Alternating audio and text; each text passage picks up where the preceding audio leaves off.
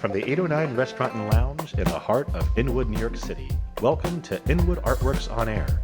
It's where we meet the musicians, filmmakers, writers, theater makers, and artists of all stripes who make their home in what we affectionately call Upstate Manhattan. I'm Aaron Sims. And I'm Jonathan Bell. And this is Live and Local. It's our podcast dedicated to showing the musicians of Upper Manhattan. We talk with them about what they do, and best of all, listen to them perform live in one of our favorite uptown venues. Who is joining us today, Jonathan? Aaron, today we welcome Inwood-based singer-songwriter and guitarist Chris Way. Since 2000, Chris has been making and recording a mix of folk, lo-fi pop, classical guitar, ambient, and improvisational guitar works. In 2009, he released Needle Out, a raw melodic set of 10 songs about growing up in Florida. 2010 saw a change in direction with the release of a collection of lo-fi improvised and semi-improvised works entitled Los Caracoles, Improvisations for Solo Guitar and Voice, Volume 1. His latest release, White Hidden Flower, is a 17-song mix of classical instrumental and folk pop originals and covers that are dynamically soft and tender, dark and intense, clean and lo-fi.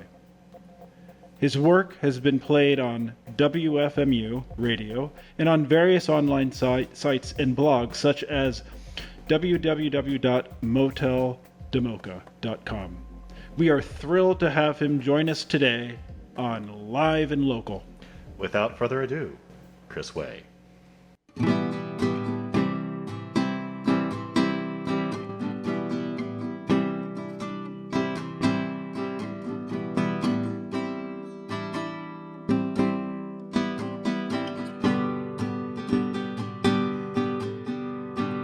It's no good what you do to yourself. More reasons to choke up your mind. It's no good what you do to yourself. More reasons to help you go blind. Ooh, you say you'll change, but hope's another high. Ooh, you promise pages. Why is your book hollow inside? Hollow inside. Hollow inside. Hollow inside.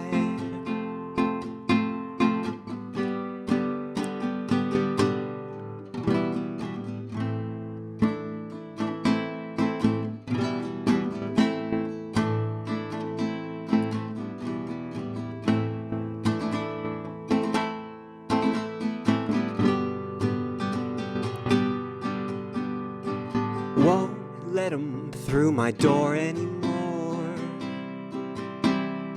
Won't keep letting him drink from my well. Won't leave all my keys in the door. Won't have him at my table no more. Ooh, a father is a jacket handed down. At first it's wrong, but when the winter hits, it fits like a glove. It fits like a glove. It fits like a glove. Yeah, it fits like a glove. It fits like a glove on me. On me. On me. On me.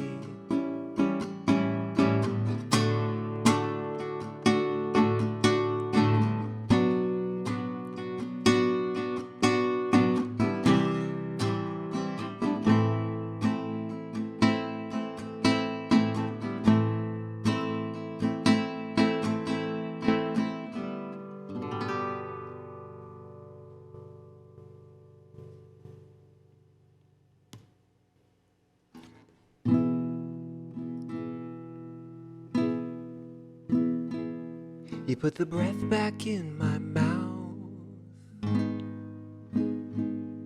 then you suck it out again. You take my compass pointed south, and then you make the needle spin. Oh, you make the needle spin. Oh, you make the needle spin. Round and round and round. You suck the breath out of my mouth when you take the needle out.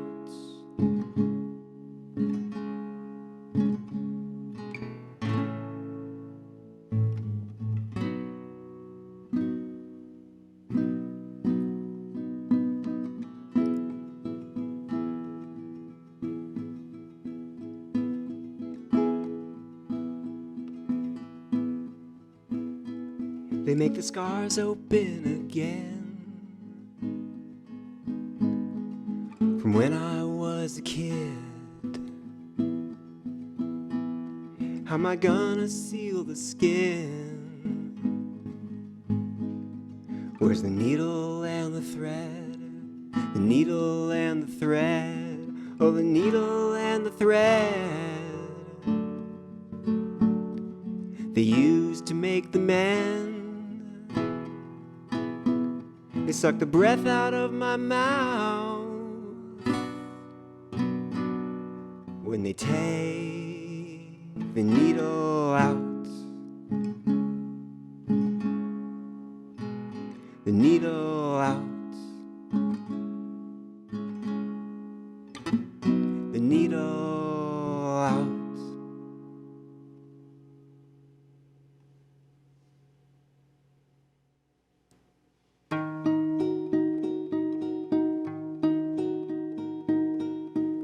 My cells,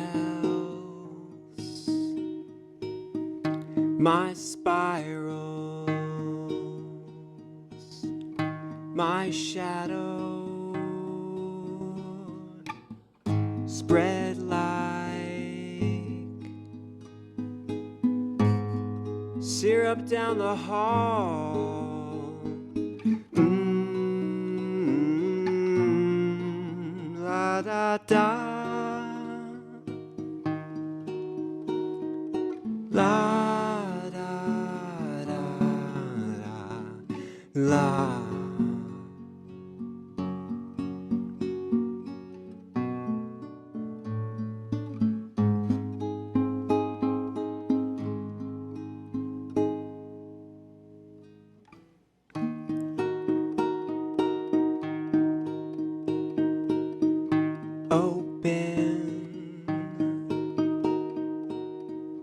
My heart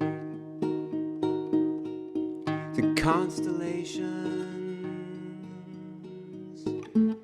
bottom of the pool. I found my design.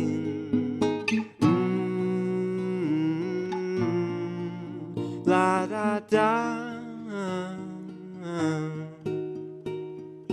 La.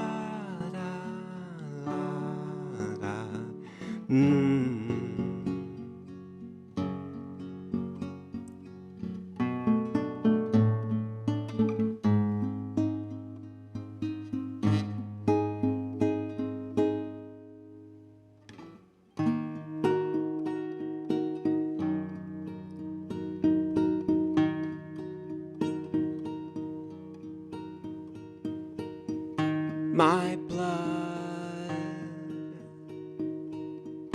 calling back to me.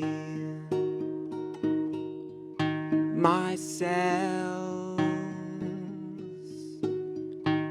my spirals, I give them, oh, I give them back. I give them back to all.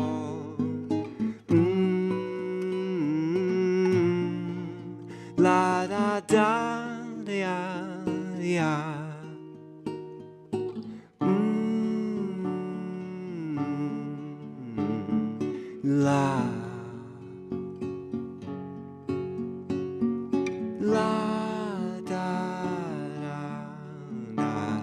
da.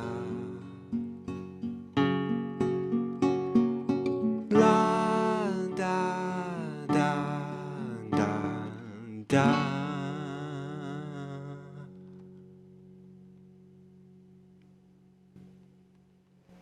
Well, that was just delightful. Thank you so much, Chris. It's great to have you here. It's so awesome to be here. Thanks, Aaron. Thanks, Jonathan, for what you guys do.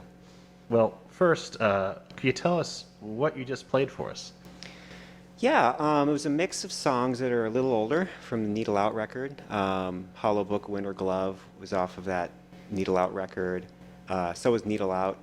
And then Cells is a newer song. I wrote it in about 2016 or, 2016. That's representative of what I'm doing now, kind of darker, heavier subject matter.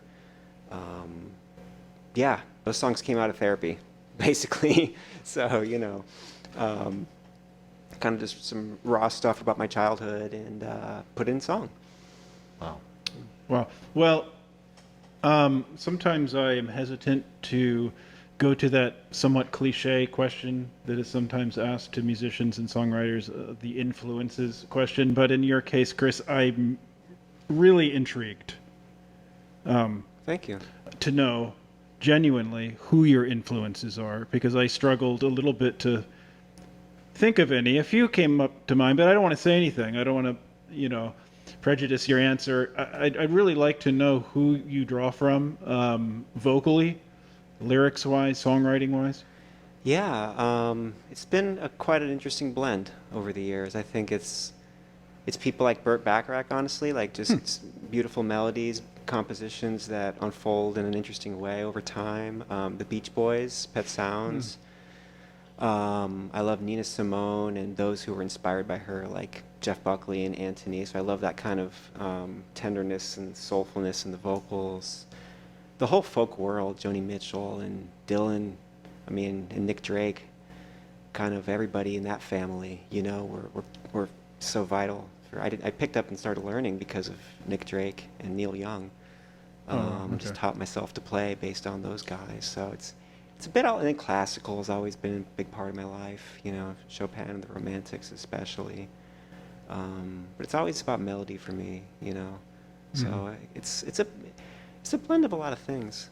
Even harder stuff, punk, Swans, black metal, stuff like that finds its way in. Some of the more intense things, It kind of all it swirls around in there, comes out in different ways. I'm curious, Chris, because it's been a year of pandemic, if not a little more. It's been challenging for everybody. But I'm curious, when's the last time you played live? It's been a while, Aaron. It's been a while. The pandemic was kind of tough on me music-wise, but it's been, I think I probably haven't played live since like 2017 or something, 2018. I play for like friends, little things, like a gathering, or like my family, but it's been a bit. And I kind of had put it away, to be honest, like because of my career. I'm a data analyst and I do like a lot. I've been focusing a lot on that, and I've got a kid and everything. But then the pandemic sort of taught me, like I want to make another push and just keep going and not let this go, because it means a lot to me. So I've been ramping back up in a lot of ways, just recording more and trying to play more live, and get used to everything again, because it taught me what matters, in a lot of ways. I wanted to follow up a little bit on your the lyrics side or the thematic side of your songs. There were one in particular, I think it was the first song, something about not wanting to leave Keys in the door? Keys in the door and the refrigerator open. It was like right before there's something about a refrigerator and not letting the keys in the door. But they're very, tantalizing lyrics that definitely suggest something autobiographical without being blatant about it, But it definitely would that was very appealing to me. What I could hear. Again, I'd like to hear more, but I'm just wondering what your, maybe just from a more words specific Yeah. standpoint, what your process is. Thanks. Yeah, it's a great question. Sometimes composition comes from the melody, and just walking around, I might come up with something, and then I might fit it against some lyrics. But in that case, I was on the subway once, and there was an old woman next to me. She didn't look well. There was something going on there. Maybe she was older and just maybe sick or something, right? And she turned to me and she said, "It's no good what you do to yourself." And this is a complete stranger. That was the opening line. Right. And I remember being like, what?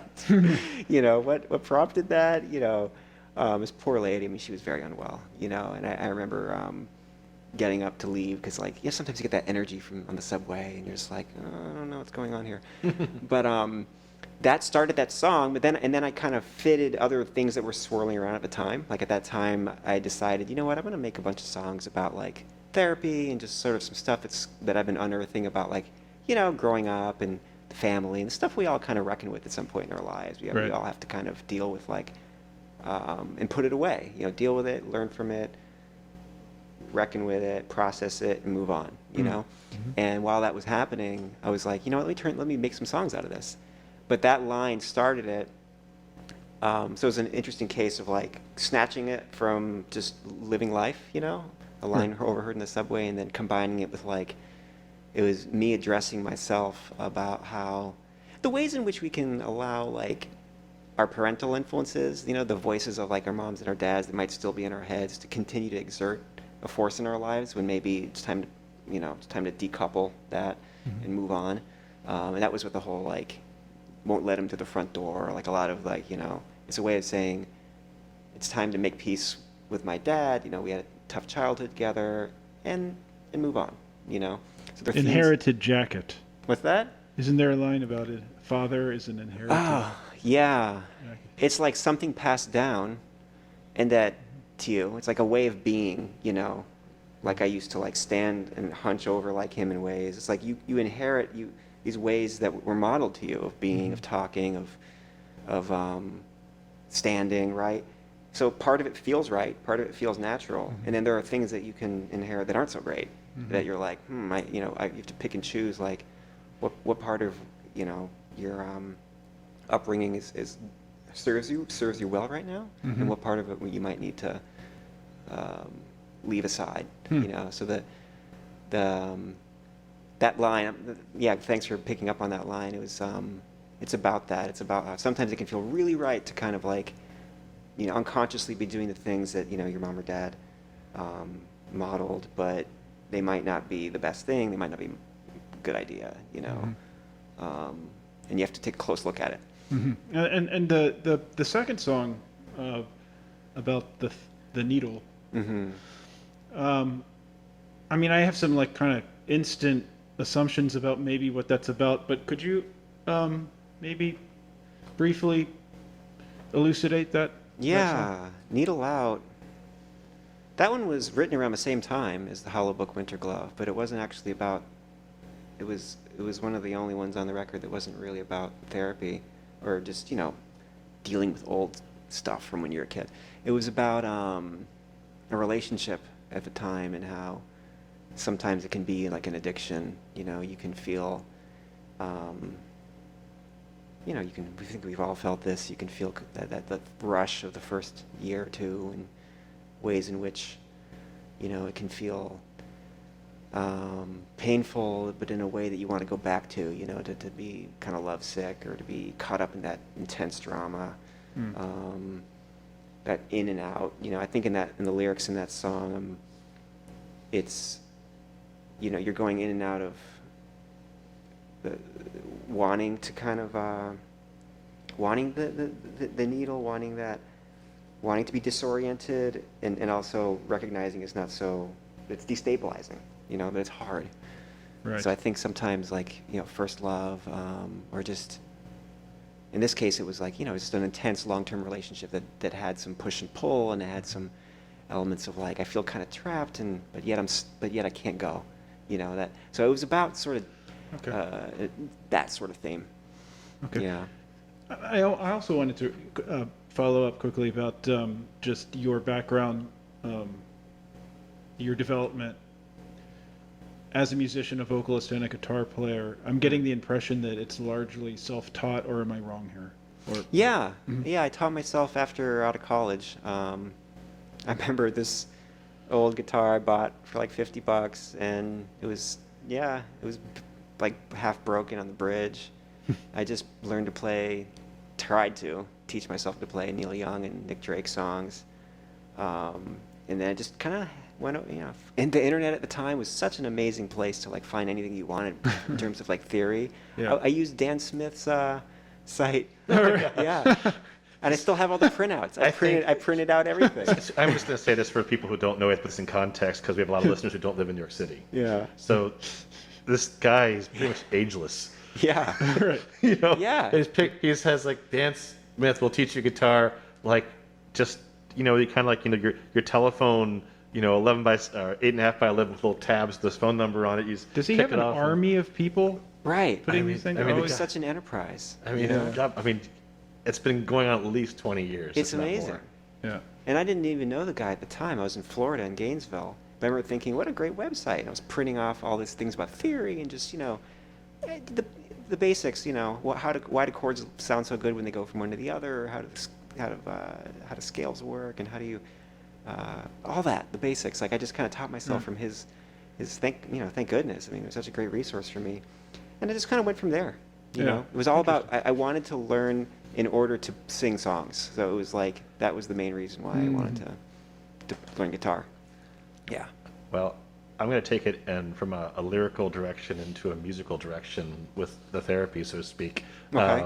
I listened to some of The Body Begins.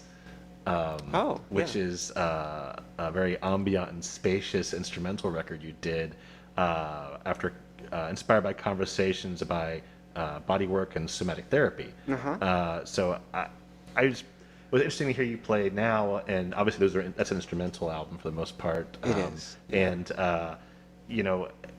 but I have to say there's such a meditative quality in the songs you play, and the folk songs you play, and there's a lot of recall.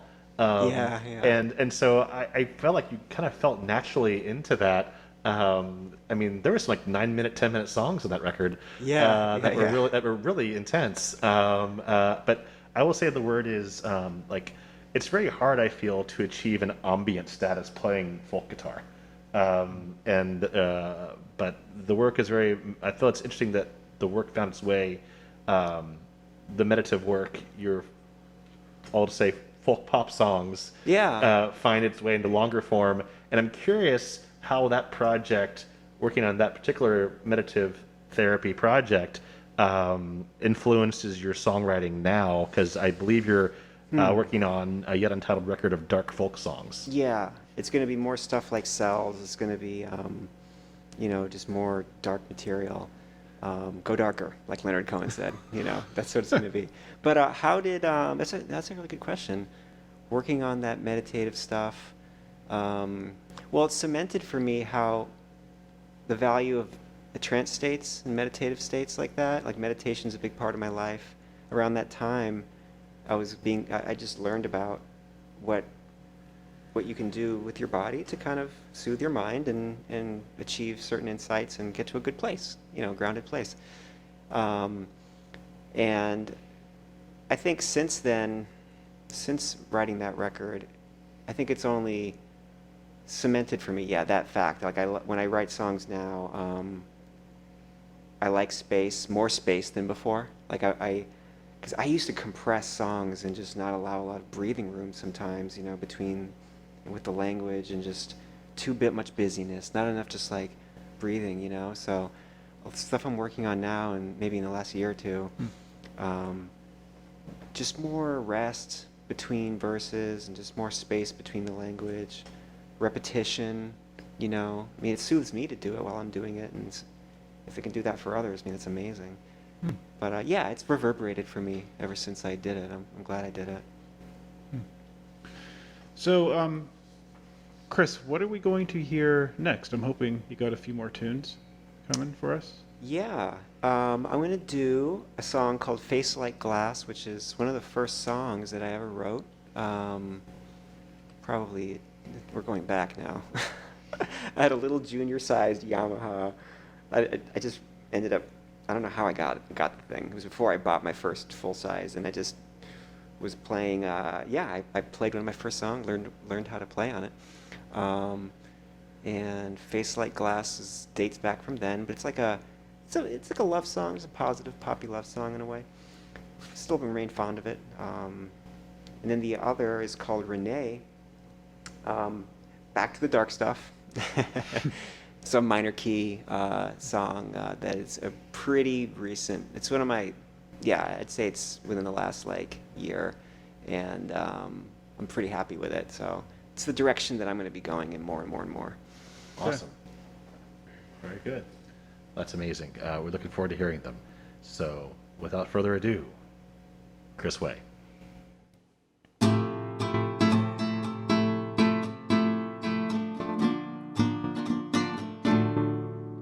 Come see me,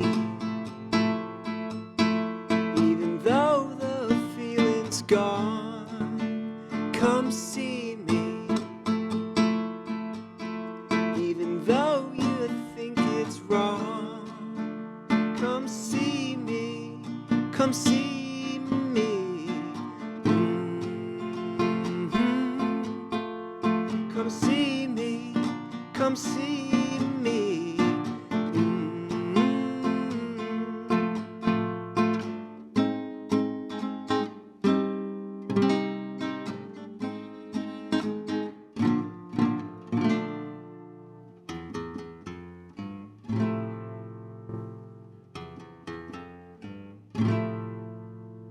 Come see me, leave a flower on my bed. Believe me, I never could forget. Believe me, believe me. Believe me, believe me.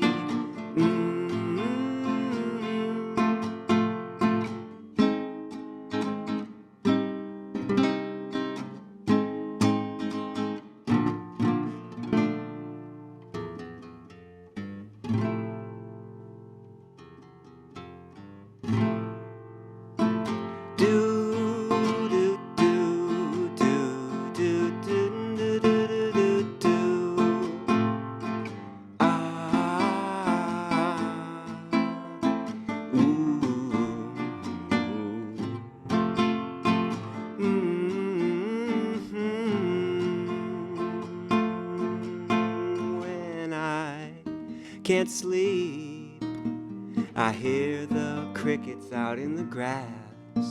Sometimes you sweep past my bed with your face like glass.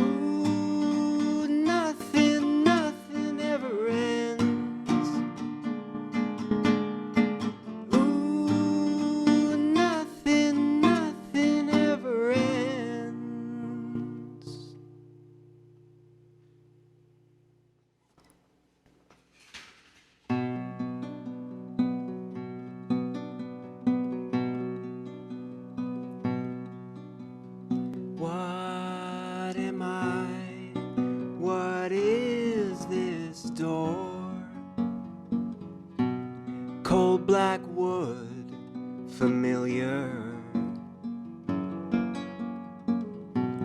Worn black wood, still warm from touch. My touch,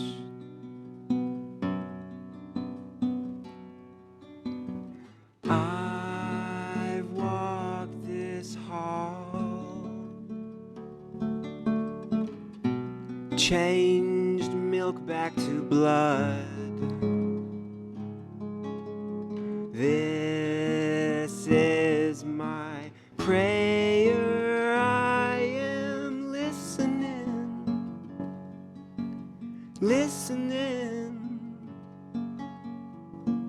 Father's ghost is watching me.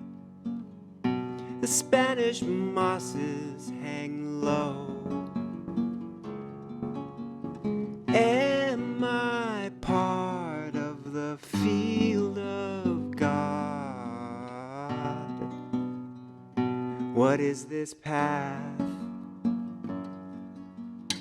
The blue hallway's ready. I see shadows, I see lights.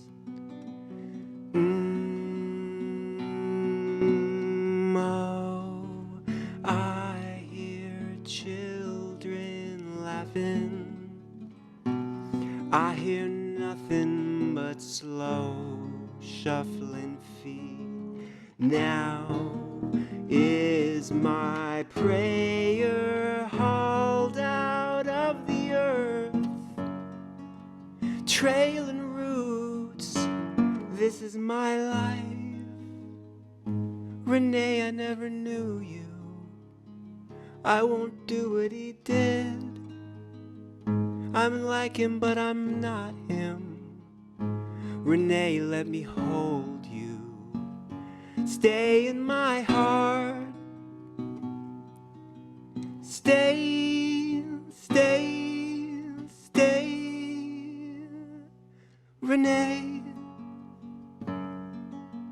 Stay, stay. Renee. Renee.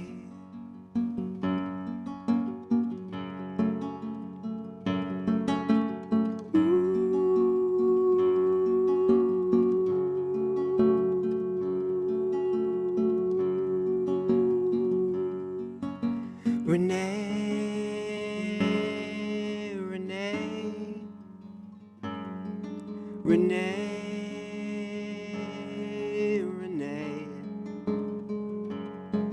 Renee, Renee, Renee,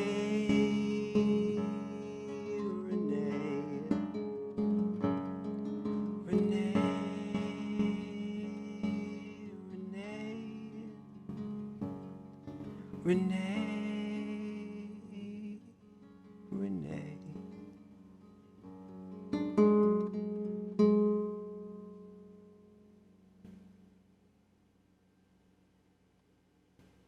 Chris, that was really moving. Oh, thank you so Actually, much. I wanted to ask you before, because I've been thinking this whole time. Can you educate me on your term lo-fi pop? That's a good question. I've been meaning to ask. I just remembered. I don't know if you guys are into like some of the '90s stuff, like Pavement or Sebadoh or any of those. Guided by bands. Voices is Guided by Voices. The Godfather. Robert Pollard. Yes. Yes, such good live shows. Yes. Oh man, I mean that stuff's really dear to my heart. When I was first learning to record, I just didn't know what I was doing, and I kind of still don't. To be honest, the part that I like the least, I have a hard time getting the kind of sound I want. There's fuzz a lot of it. I don't know. Like it's just all I want to do is write the stuff, and sing it. But anyway, for a while I kind of embraced it and I kind of liked it, and I would use that term to refer to like, sometimes it's just an immediate thing. You just pick up the guitar. I don't try to check the levels. Sometimes I go right into my Mac and just record that way. And there's an appeal to me for noise. I like kind of noise bands. I like Guided by Voices. I like that kind of background crunchiness and all those sound artifacts. Like, I actually like it. But So the meaning is quite literal. Yeah. In a way. Yeah, Okay, yeah, I but I'm didn't moving know more that. and more away from it, though. Sorry? Like, I'm moving more and more away from it Okay. as I slowly start to learn a bit more about recording, and it just doesn't really suit me anymore. So, but yeah, that's kind of what that means. Well, thank you for filling me in on those. So where can listeners go to follow up with your work and keep track of what you're doing, gigs and recordings and all that? Thanks, Jonathan. They can go to soundcloud.com, go to Mangrove Coil, and I'll spell that. It's mangrove like the plant, MANGROV as in Victor, E, and then the word coil, COIL. So just all one word, Mangrove Coil. And I've got all my new stuff's going to pretty much be on that site. I also have a Bandcamp, and you can buy some albums and songs off that. It's just chrisway, one word, .bandcamp.com. Okay. Fantastic. Well, we'll put those links up on this episode page for on air when we air it here. So I just want to say thank you again, Chris, for taking the time and playing live for us today. It was a real treat. It was really awesome, guys. Aaron and Jonathan, thank you for having me, for what you guys are doing for Inwood. Much appreciated. Much appreciated. Well, this is Inwood Artworks on Air. This live and local episode is where we meet the musicians, filmmakers, writers, theater makers, and artists of all kinds who make their home here in Upper Manhattan. If you have a moment, please show us some love right now by rating and reviewing us on Apple Podcasts. It really helps. Also, big thanks to 809 Restaurant and Lounge here in Dyckman Street for hosting us. They're phenomenal, have been tremendous supporters of us throughout the years. And to HeightSites.com for local uptown promotional support. Be sure to follow us on social media at Inwood Artworks to keep up with all that we do, including the Inwood Film Festival, Filmworks Al Fresco, pop-up art galleries, live performances, and so much more. You can support On Air and all of our programming by making a tax-free donation at inwoodartworks.nyc/donate. This program is supported in part by public funds from the City of New York, Department of Cultural Affairs, in partnership with the City Council, and in part by a grant from NYC Company Foundation with partial support from Manhattan Borough President Gale Brewer. From the top of Manhattan and the bottom of our hearts, thank you so much for tuning in. This is Aaron Sims. And I'm Jonathan Bell. For Inwood Artworks On Air.